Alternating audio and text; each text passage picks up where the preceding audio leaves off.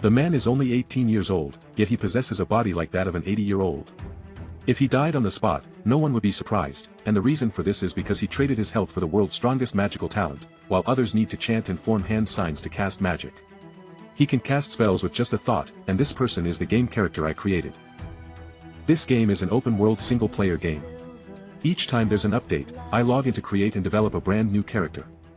This time I decided to develop a mage, so I allocated all my initial attribute points to magic, but these attributes couldn't satisfy me, so I decided to try the cause and effect system. This system can add various negative effects to your character. The benefit is that the system compensates with extra points. Taking these points earned from negative effects and adding them to magic allowed me to create the ultimate mage. However, the character created was essentially a walking corpse, but I didn't care, as this was just a game character. But as the game was about to finish loading, something unexpected happened. A black light suddenly surged from the computer screen, and then I lost consciousness. I don't know how much time passed before I slowly awakened. Before I could react, someone grabbed me. Then I took a punch. Looking at the commotion around me, I finally realized. Had I become the frail game character I created?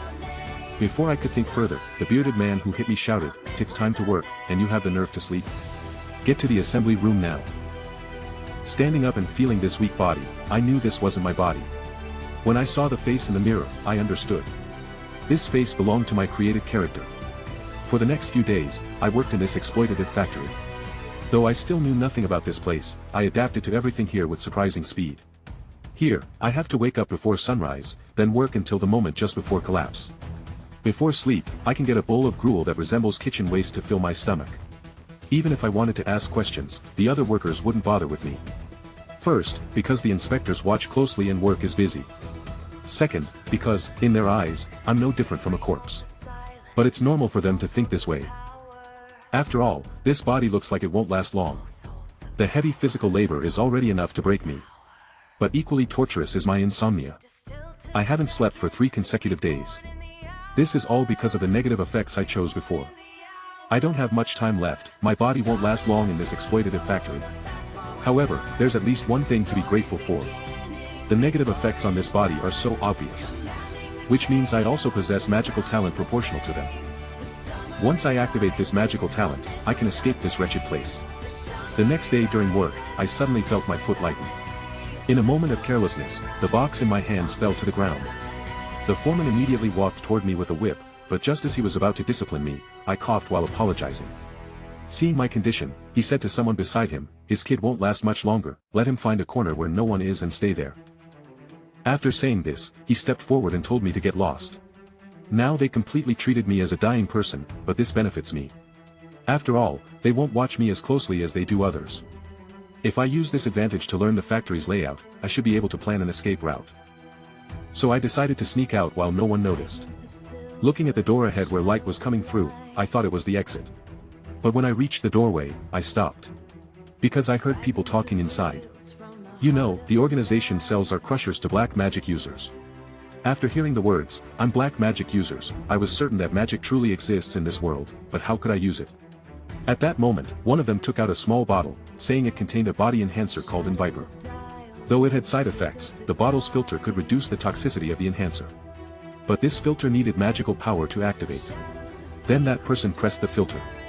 Instantly, a point of magical light appeared in the bottle. As I watched the light, a strange feeling came over me. The next second, my body filled with magical power. Something inside seemed about to explode. This is the sixth sense beyond the human 5 senses, the third eye, a second self. I awakened a new feeling I'd never experienced before. This familiar yet strange power is the magic of light. That evening, I felt the magical power in my hands. It's time to quickly formulate an escape plan. During the day, I heard them say people from above would come to collect goods in 2 days. At that time, the inspectors wouldn't be as strict. So I'll set the escape day for 2 days later and prepare. For the next 2 days, I secretly examined the factory structure during the day. At night, I practiced magic until exhausted. Thanks to these 2 days of effort, I learned to concentrate magical power instantly and make movements and successfully cast several basic spells. Then came the day when people from above would visit the factory. I used magic to heat my body temperature, making me look like I had a fever. This should allow me to stay alone in the room. Meanwhile, a district inspector gave our captain a vial of Viper enhancer, telling him to quickly dispose of me, this sick man, lest the visitors see me and cause trouble. At this time, the morning alarm sounded. Everyone else got up to wash. While I lay motionless in bed, looking like death, seeing this, others said I wouldn't survive the day. Then the captain came to the room and asked everyone else to leave first. One of them muttered, "Looks like the captain is here to put an end on him." Hearing this, my heart tightened. Put an end on me? I hadn't anticipated this situation. What should I do now? Before I could think further, a large hand grabbed my shoulder and flipped me over, but he handed me a vial instead. He said it was called Viper and could temporarily enhance the body. He told me to take it and run quickly. After drinking it, I indeed felt my body fill with strength. I remembered the inspector had told the captain to bring the drug to his room. The escape plan changed, I needed to get these things first. So I found the person in charge. I lied that I needed to deliver Viper to the inspector's room and asked him to open the door. Hearing this, he unhappily took the key and had me follow. He walked while muttering complaints. After opening the large door, he told me to put the item down and leave quickly. But I had already concentrated my magic. I grabbed his neck and unleashed an electric shock. Instantly, he foamed at the mouth and collapsed.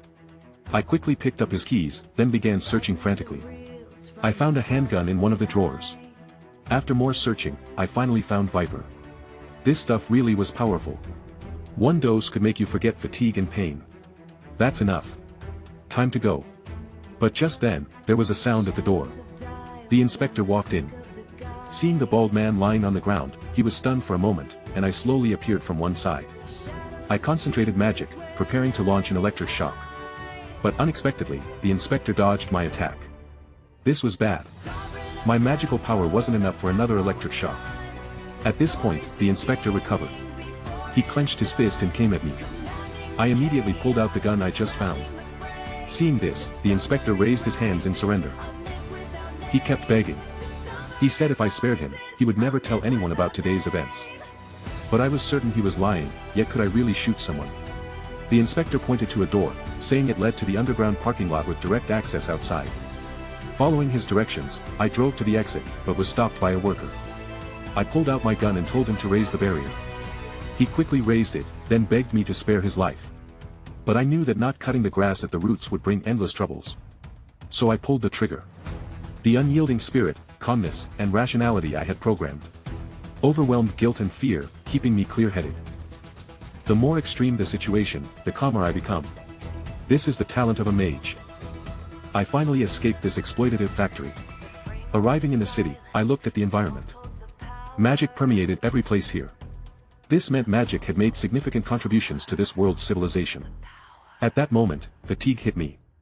I had used too much energy to escape. First, I needed to find a place to stay. I found a hotel. During the hour-long journey here, I hadn't noticed anyone following me, and I'd abandoned the car. Now I should be able to rest. As soon as I finished saying this, I blacked out and collapsed.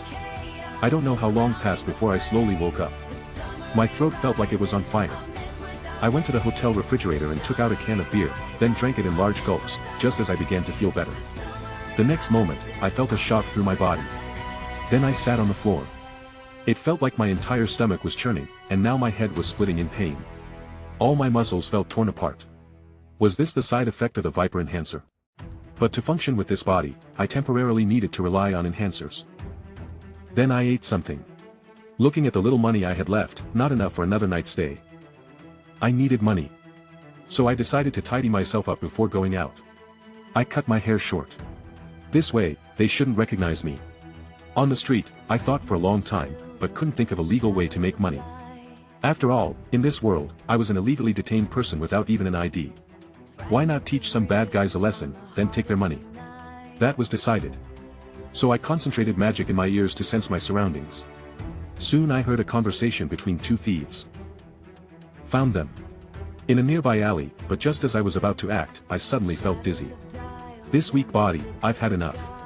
I took out a Viper and inhaled it, instantly feeling refreshed, my body full of strength. Meanwhile, in the alley, two thugs were beating and cursing someone. Because he had lost the money he stole. After beating him, they were about to dismember him to pay the debt, when at that moment, I gave the two thugs an electric therapy session. Didn't expect it to be so easy. Then I searched through the thugs' belongings. 70,000 sale, not bad. Next, I picked up something like a ballpoint pen, and the old man immediately fearfully told me not to point it at him. This thing was a laser cutter from the date company, but they had illegally modified it for use as a weapon. After hearing this, I put it in my pocket. Then I told the old man to forget everything he saw today. Next, I asked him if there was any work for someone without legal identity. By evening, I arrived outside a bar. From the outside, it looked like an ordinary bar, but it was actually a gathering place for bounty hunters. I didn't need to reveal my identity, so I used magic to change my appearance. In this world, I can only trust myself. Coming to the bar counter, I got straight to the point, expressing that I wanted work suitable for a mage. At that moment, a woman walked out from the back room. The woman said her name was Jenny. After learning I was a mage, she was half skeptical. After all, my frail appearance didn't look like a mage. Jenny said she wanted to see my magic. She added that if I only knew low-level magic, I should go to a factory to work an assembly line. Hearing this, I extended my left hand to concentrate magic. Instantly, the power of lightning filled the surroundings. Jenny was shocked by this sight, because I hadn't chanted or formed hand signs like other mages, but had cast with just a thought. Then Jenny excitedly took out a contract for me to sign. This was bounty hunter work, with payment immediately upon completion. The target was Taylor. He was one of Skyvent's people. 3 days ago, he attempted to steal security equipment from the Acreus company, then escaped, with a bounty of 3 million sell. Seeing the file mentioned they had a blood sample, I asked Jenny to give it to me. Hearing this, Jenny suggested that if I wanted to find a blood mage, I should give up, as they charge at least 5 million SEL per job. Leaving the bar, I placed the blood sample on the ground. No need to find a blood mage. Because I could do it myself, then I activated my magic. Blood hunt. Instantly, magic poured into the sample. In a flash, a ferocious red snake formed from the sample. The red snake rushed forward. Moments later, it stopped behind someone. Found you, Taylor. But to my surprise, Taylor ran away as soon as he saw me. With my weak body, there was no way I could outrun him, and I didn't have much confidence in a remote shot. But I thought of a perfect skill. Sound wave. This strike directly penetrated Taylor's ears. Just as I was about to approach to finish him, a gunshot rang out. It was a sniper. Fortunately, I had cast a protective shield magic as a precaution. Then I quickly activated magic to strengthen the shield, so that even if a rocket came, my shield would be able to hold out for a while. Then I released sensing magic to locate the sniper's position. No one was within 1,000 meters range, meaning either the shot came from beyond 1,000 meters, or they used some method to evade my magical detection. But I had disguised myself. So why would this person target me? No, that's wrong. Judging from the direction and position where my shield cracked, that person's target wasn't me. It was Taylor. Could they want to silence him? Most likely someone sent by Skyvents, but I wasn't interested in this matter. I took out my gun to kill Taylor. I wanted to establish a cold-blooded image in the industry. This way, fewer people would dare to interfere with my work, and I had no intention of letting that sniper go. Found him. At the moment I killed Taylor, the sniper's magical fluctuations showed disturbance. Target within 1,000 meters. Fortunately, I knew a magic suitable for attacking at this distance. And its power was very high, it can be said to symbolize electric magic. Phantom lightning. Looking at the destruction this attack caused, it was much stronger than what I'd seen in the game. With such magic at hand, I could publicly claim to be the Lightning Mage King. Arriving at the rooftop where the sniper had been, there wasn't a trace left, apparently he had fled. But I didn't need to chase after them, that attack was enough to teach them a lesson, and enough to make the name Lightning Mage King known. Moments later, exhausted to near death, I brought Taylor's body back to the bar. The old bartender told me to enter from the back door of the building, and he would bring the package over. When I reached the back door, the old man had already arrived ahead of me, telling me that in the future when finding him to discuss business, I should enter through the back door. Perhaps he forgot to tell me earlier due to his age. He asked me to wait a moment while he verified the body. After looking for a while, the old man confirmed this was Taylor. He asked if I wanted to collect the bounty now. I nodded. And after deducting 10% in fees, it totaled 2.7 million SEL. If you want to receive payment through other channels, you'll need to pay additional fees. For example, if someone requests payment to a different person's account, or through complex methods like bonds or stocks, I pondered for a moment, it seemed the financial system here was similar to Earth's. At that moment, the bar owner Jenny walked out from the back room. She lazily said to me, "You came back so quickly, it seems you're quite desperate for money, generally speaking, for bounty commissions like this. Finding the person takes the most time." What ability do you have that allowed you to take down the target so quickly? I said I was just lucky. Hearing this, Jenny stared at my face for a moment, then smiled. Well, since you're so capable, we can cooperate more in the future. I calmly said, oh, you can give me the next commission immediately. Jenny refused, and it won't work. We need to transfer this guy to the Akrias company, then confirm Skyven's movements, and also, I interjected, so you're saying I haven't earned your trust yet? Smart. We also need time to get to know each other, just like dating, but I knew her refusal wasn't entirely for this reason. I turned and said, and I'll come back later.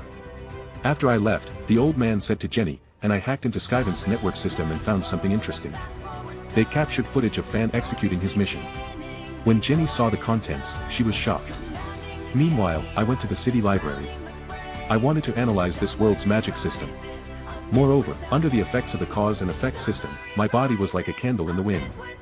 So, I also needed to find methods to extend my lifespan, such as time-related magic. The top-tier inherent magic systems might have some clues. I gathered several books at once, then opened one to check. The first page introduced the mana totem. The mana totem is equivalent to a mage's fingerprint. Every mage has a unique mana totem. Level 8 or above grand mages can transform their totems. To confirm, press your left index finger against your right palm and inject magical power. Following the book's method, I pressed against my right palm. The next second, magic surged from my hand. This is my mana totem. The book said only level 8 or above grand mages could change their mana totem. I wonder what level 8 means. I'll try using a bit of magic to see. As my magic deepened, the totem began to change accordingly. Though I don't know how powerful level 8 is, this body's magical talent is undeniably exceptional. So, I continued reading from morning until evening. This was somewhat unexpected. All the concepts of common magic I knew had disappeared. As far as I knew, magic was divided into two categories: inherent magic and common magic. Each mage could only master one system of magic. This was inherent magic. This type of magic was characterized by specialization and high power. In contrast, common magic wasn't as profound nor as powerful as inherent magic. But it wasn't restricted by attributes or applicable objects, crushing the former in general applicability. But now it seemed this world had no concept of common magic at all. So, how was I able to cast magic? Even if this body had extraordinary magical talent, there was no way to use a concept that didn't exist in this world. A day of work solved nothing, instead adding more confusion, and I didn't have time to research time system inherent magic. And I advise you to give up. I turned to look. It was a beautiful woman with golden hair. She continued, if you want to become a mage, you might as well give up. Hope only brings suffering. Saya saw you sitting there reading books all day and felt a bit sorry for you. So, don't become a mage by burying yourself in books. You're already quite old. Isn't it too late now? Shinch, why not study theoretical magical engineering instead? Without joining a school or finding a mentor, you can only study magic at a university. But without any foundation, you can't enter a university. And even if you were lucky enough to get in, you wouldn't learn much from school courses. Tell well you learn magic depends on talent and luck. You can't research anything on your own, especially with just enthusiasm. I was a bit speechless at her speech. The woman continued, I'm sorry, we've never met before. I shouldn't be lecturing you. It's past closing time and I need to organize the books. Please leave. I calmly said, is this your personal experience?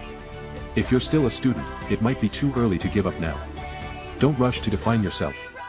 How about doing what you can first? The woman was startled by my words, then angrily slapped a business card on my chest. You're really unreasonable. I try to advise you, and this is how you respond. Forget it. If you come back later, I'll help assess your abilities.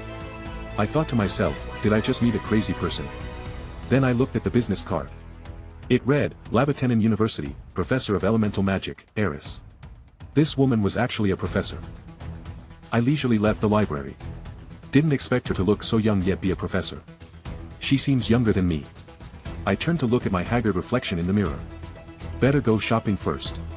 I came to the bustling vegetable market. Cooking for myself would benefit my health. Just then, I heard a voice, can I trouble you to cooperate with the investigation? My heart skipped a beat. I quickly turned to look. A police officer asked a blond man to extend his hand. I need to stay calm, they won't hear from me. But at that moment, someone suddenly stopped me. Hey, did you commit a crime? He kept glancing over there, looking exactly like someone with a guilty conscience. I watched the officer scanning palms with the device. The book said monototems were like fingerprints, so this was how they conducted identification checks. The woman continued asking what I was doing at the market. I said I came to buy vegetables but was distracted and almost forgot. The woman seemed disappointed. What? So you're here to buy vegetables from our shop? I asked, wasn't there an older woman running the shop before? The woman said the older woman was an employee she hired. I responded, so you grow all these vegetables yourself? That's right, gardening is my hobby. I grew all these. And you can grow so many vegetables for a hobby? You must be rich. Yes, I'm good at making money. I couldn't tell if she was the truth or not, but she truly was a beauty out of place here. Though whoever she might be, it had nothing to do with me. So are you buying or not? I said of course I would, but I needed to think about what to buy. The woman handed me an onion saying, buy this, it's called Gabi onion and helps with sleep. 2 eye circles are darker than a panda's. You probably need this. Hearing this, I told her. They said give me 2 onions, 5 spring onions, and 6 bell peppers. After packing everything I wanted, she suddenly said to me, your magic is quite special. My heart skipped a beat, but the woman continued. Why would a mage like you appear here? I nervously said, and I don't understand what you're talking about. But you must have just arrived in Balkan recently. Otherwise, with such an intricate totem, I would never forget it. Cold sweat broke out. What was this woman's background? She not only discovered I was a mage, but saw through my mana totem. But the next moment, the woman calmly said, anyway, here you go. That's 30,000 sell. After paying, I quickly turned and left. Could it be because I kept my protective shield magic active? So she discovered the mana totem revealed in the shield. But police need detectors to read totems. Yet she saw it with her bare eyes. Either she has extraordinary talent or is a powerful mage herself. Regardless, she's a troublesome person. I never expected to be seen through by a stranger. Clearly, I need to work harder on magic. Afterward, I stayed home for several days, focusing on researching magic. Only seeking to enhance the effectiveness of the common magic skills I knew. But I still found no clues about inherent magic. And as for my body, it remained the same. Before finding a breakthrough method, I might need to rely on medicine to extend my life. And to buy better medicine, I needed a lot of money and legal identity. So the next day, I went to Jenny's bar. I told her I needed a legal identity. Jenny said this would cost quite a bit, at least 20 million sell. I was stunned. Jenny continued, but you don't need to worry about money. I happen to want to offer you a commission. As a mage, you have plenty of ways to earn big money easily. I nodded and asked what this commission was. Jenny calmly said, this time it's a corporate commission. Compared to bounty hunter commissions, corporate ones earn more money. I know you prefer bounty hunting, but considering future income, taking some corporate commissions might be a good choice. And don't enjoy the thrill of hunting down crazy criminals, do you? I assured her I didn't. Jenny pointed behind her saying, Tone Dud, let's go somewhere else to discuss the details. And a target of this corporate commission is Charlotte Corporation's recently completed cosmetics factory in Zone 42. Many people have testified that this factory conducted numerous human experiments before planning mass production of toner. Can Charlotte Corporation built its reputation on anti-aging technology that regenerates skin? Evidence shows that during development, they used entire sheets of human facial skin, claiming to create a perfect environment. I asked somewhat confused. With this evidence, isn't it enough to determine the truth? I don't quite understand what the corporation wants us to do. Jenny responded, how can you say that? Whether it's true or false, Charlotte Corporation won't abandon that factory based on mere rumors. Otai client this time is Belitz Corporation, one of their entering the cosmetics market and want to suppress Charlotte. They've proposed 2 tasks, when a first is to infiltrate Charlotte's network, hack their system, and obtain their cosmetics manufacturing information.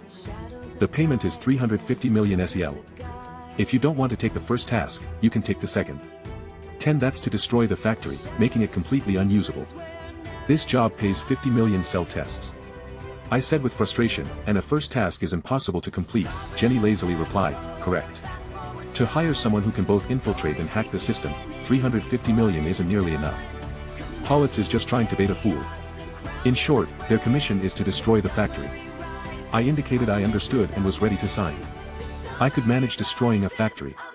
Jenny clapped happily, quite good. Let me introduce your teammate for this job. I was somewhat dissatisfied, 2 didn't mention teammates before. As I finished speaking, a figure jumped down from the 2nd floor. The person wore a strange outfit, and as soon as he landed, he extended his hand to greet me. Hi, hello.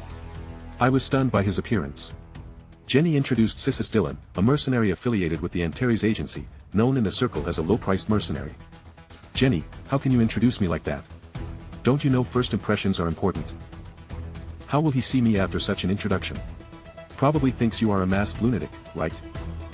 Jenny, your words hurt me.